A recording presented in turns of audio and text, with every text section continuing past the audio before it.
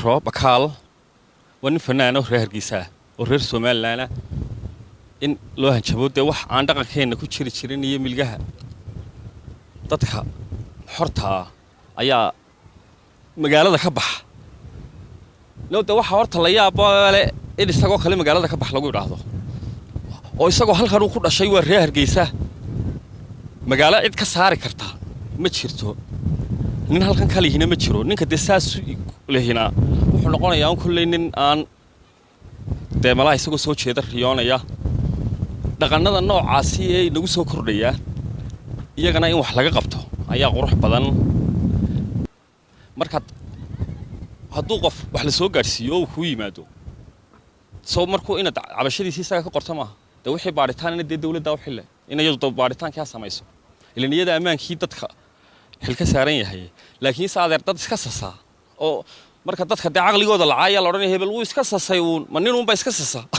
maalintaasi qofkii wax loo geystay dacwoonaya miyaan imikana la sii caayay inaan aanay iyadiina hayn waa cay kala tani uu iska sasay baaba cay kala aynaadeer taasuna dadka ma qabatay yeynaan qofka nabarkayaan cay loogu sii darintay arrinta waxa keenay ninba sibay la noqon kartaa aniga waxa ila tahay waxa arrinta keenaya waxa weeyaan bariyahan fanku siyaasadaysan yahay fankana siyaasadda laga saaray naadir intaas ayga tala fanka yeynaan siyaasadaynin nimanka fanaaniintii waa niman masaakiina waa niman goba niman waxyaabahan dadku isku haystaan shaqo kule maaha warin maadeeyalna nimankaasu aynu sidooda isaga deyno qudunkeena kale magaalooyinka lagu laaqanayo inaan la dhaxgelin fanka aynu ka ilaalino waxuuna xor han noqdaan intaasana oo oranaya adan ku weydiiyay bal waa ay cidisaysa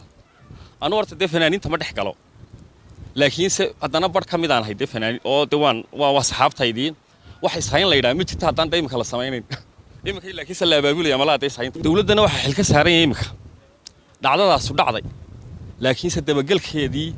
iyo cidii waxa samaysay waxa la waxa soo dhan dawladda mas'uuliyadeeda yeelanayso iyadoo inay baadho oo ay keento ay tahay dadkaas laakiin se shaqadaasi hadda iyadoo halka kaga daba hadho dawladdu inay iyadu amnigii dayacday ayay kana sawaayo hadduu qof intuu hanjabo ka oran kara magaalada ka bax qof waliba reer Hargeysa magaalada u dhashay in lagu yiraahdo waxa la cunsuriyadeeyo waxaasniyo waa waxaan milgaha iyo dhaqanka dadka gubtaan ku jirin isagana cid ka saari kartaa ma jirto xitaa xagtin cid saa u gaarsiin kartaa jirin